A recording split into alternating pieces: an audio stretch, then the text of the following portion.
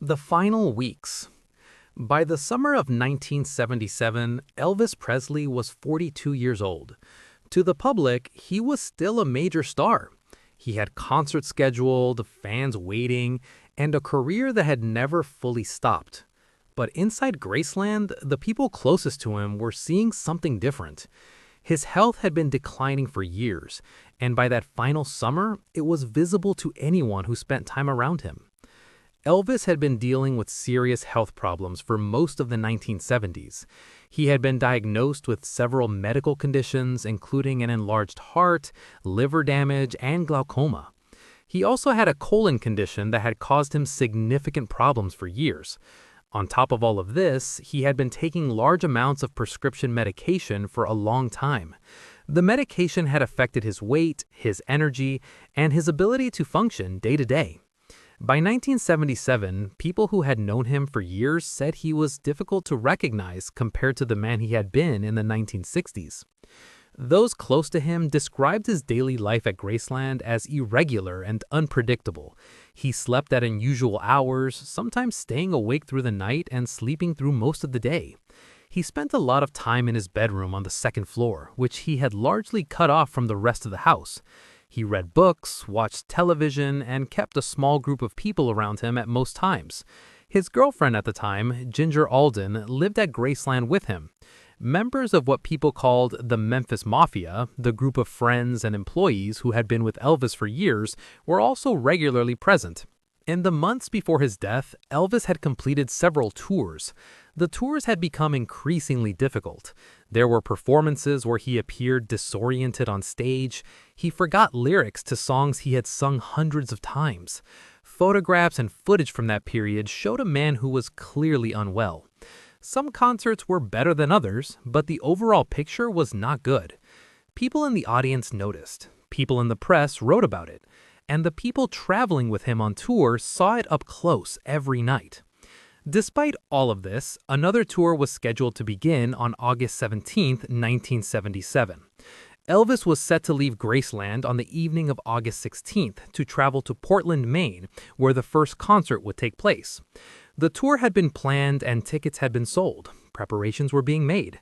In the days leading up to the departure, Elvis was at Graceland going through what had become his usual routine. In those final days, people who saw him said he was in a mixed state. There were moments where he seemed engaged and relatively well. He visited his dentist on the evening of August 15th, the night before he died. He played racquetball with some of the people staying at Graceland early in the morning of August 16th. Ginger Alden was there. His cousin Billy Smith and Billy's wife Jo were there. Those who were present during the racquetball session later said he seemed tired but was moving around and talking.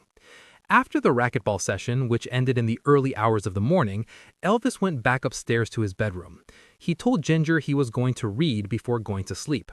He was found unresponsive later that afternoon by Ginger, who had woken up and noticed he had not come to bed.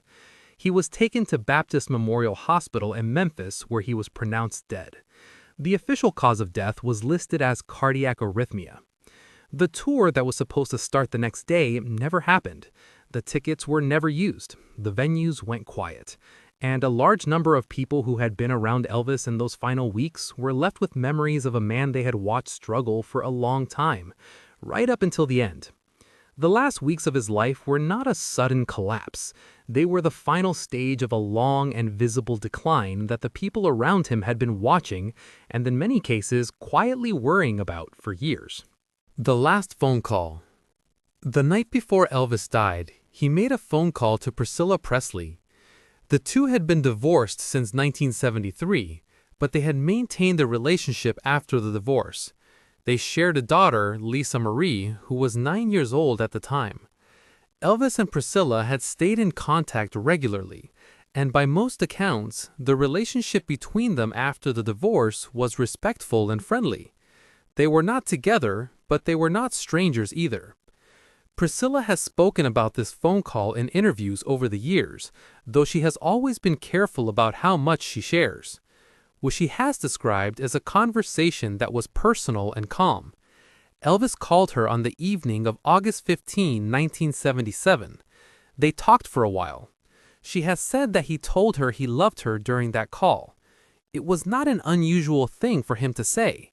He was someone who expressed himself openly with the people he was close to, and Priscilla was one of those people, regardless of the divorce.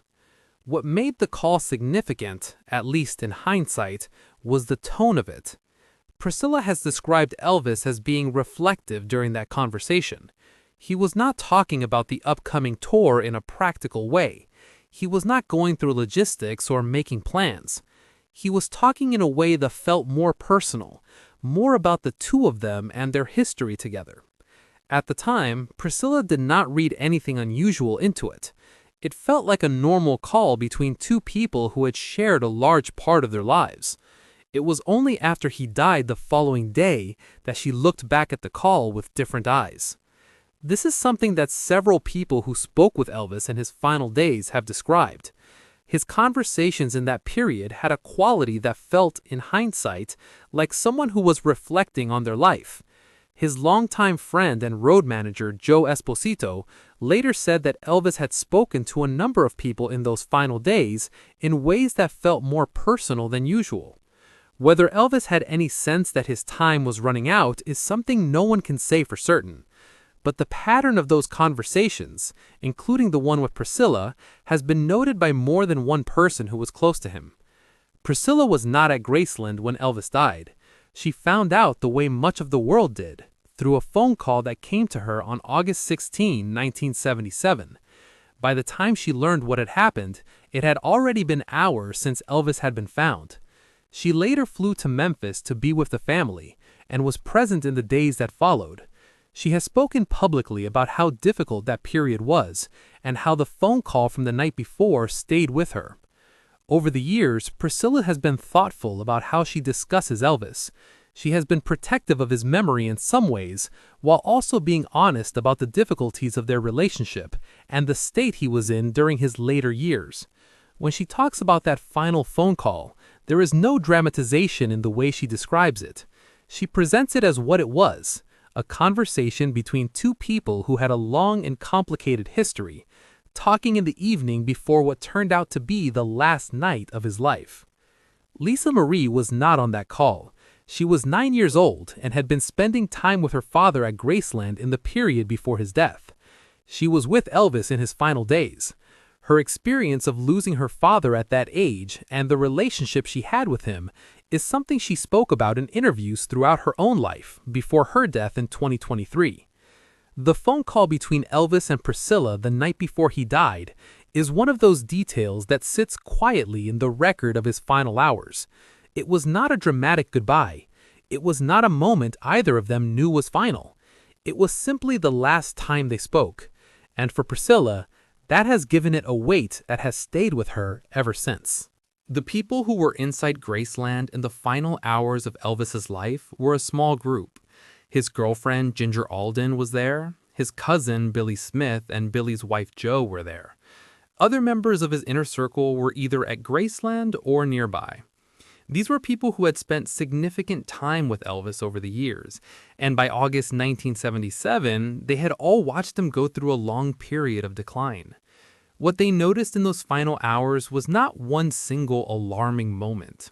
It was more a continuation of what had already been a difficult stretch of time.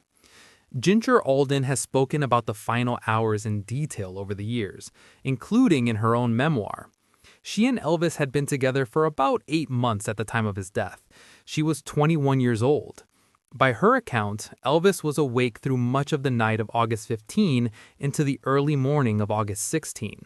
He was dealing with insomnia, which had been a persistent problem for him for years. The prescription medication he took included drugs intended to help him sleep, but his sleep patterns had become increasingly disrupted regardless. In the early hours of August 16, Elvis suggested a game of racquetball.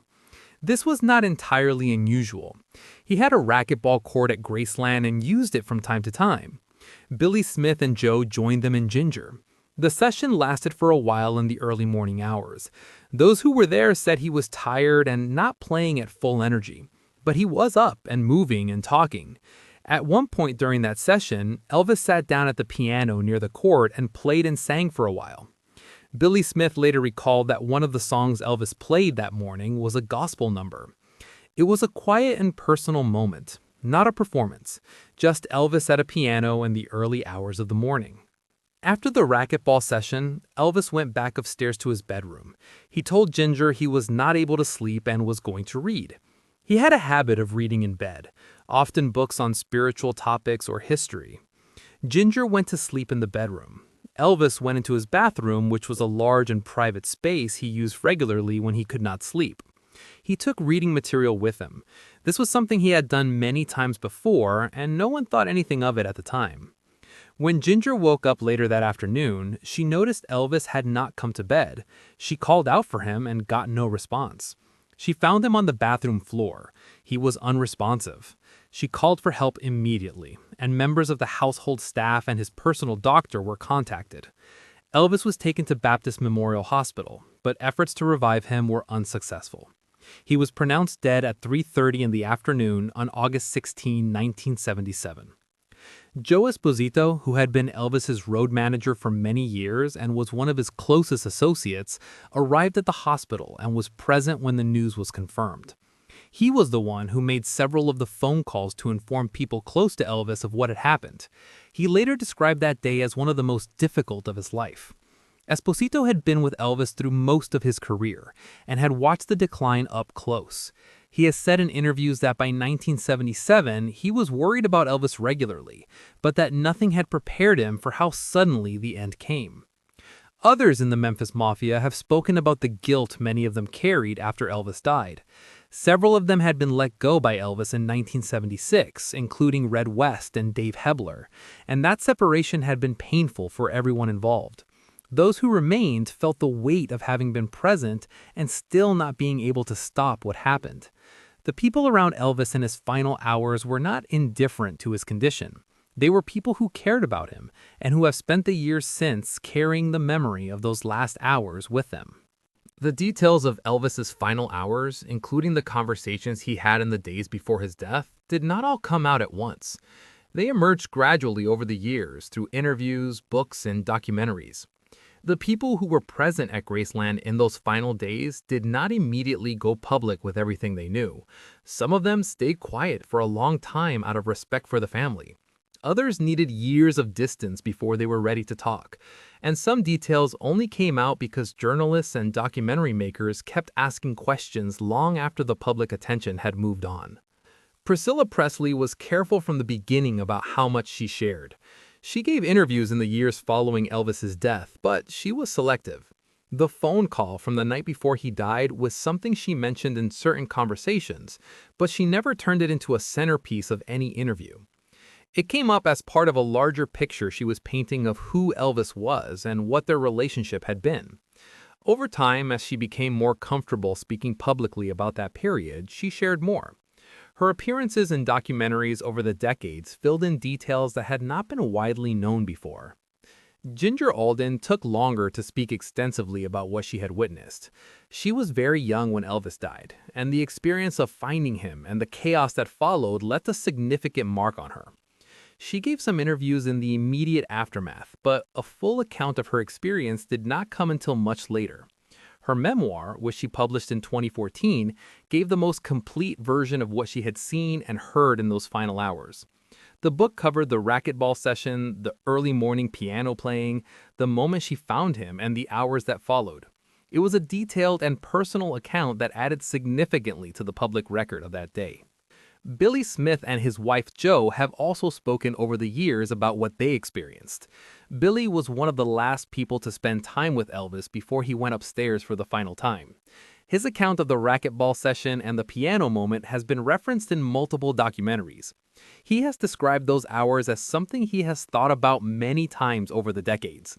The image of Elvis sitting at the piano in the early morning hours, playing gospel music quietly, has stayed with Billy and has become one of the more widely cited details from that final day. Joe Esposito wrote about his experiences with Elvis and gave interviews over many years before his death in 2016. His perspective was valuable because he had been with Elvis for so long and had seen the full arc of his career and his decline. Esposito was honest about the problems Elvis had with prescription medication and about the concerns those around him had carried for years. His accounts helped fill in the professional side of things, the tours, the logistics, the day-to-day reality of being part of Elvis's operation in those final years. The broader conversation about Elvis's health and the role of his physician, Dr. George Nikolopoulos, also played a part in how the story of his final days became understood. Dr. Nick, who was known as Dr. Nick, was investigated after Elvis's death for the amount of medication he had prescribed. The investigations and subsequent legal proceedings brought a significant amount of medical detail into the public record. That information helped people understand the physical condition Elvis was in during his final weeks and gave context to the accounts being shared by those who had been present. What all of these accounts together produced was a picture of a man who was seriously unwell, surrounded by people who cared about him, spending his last hours in a way that was quiet and private. The conversations he had in those final days, including the call with Priscilla, were not grand or dramatic. They were the ordinary exchanges of someone going through a normal evening, unaware that it was the last one. That is what makes them significant. Not because of what was said, but because of what came after, and because the people involved have spent the years since holding onto those words as the last connection they had with him.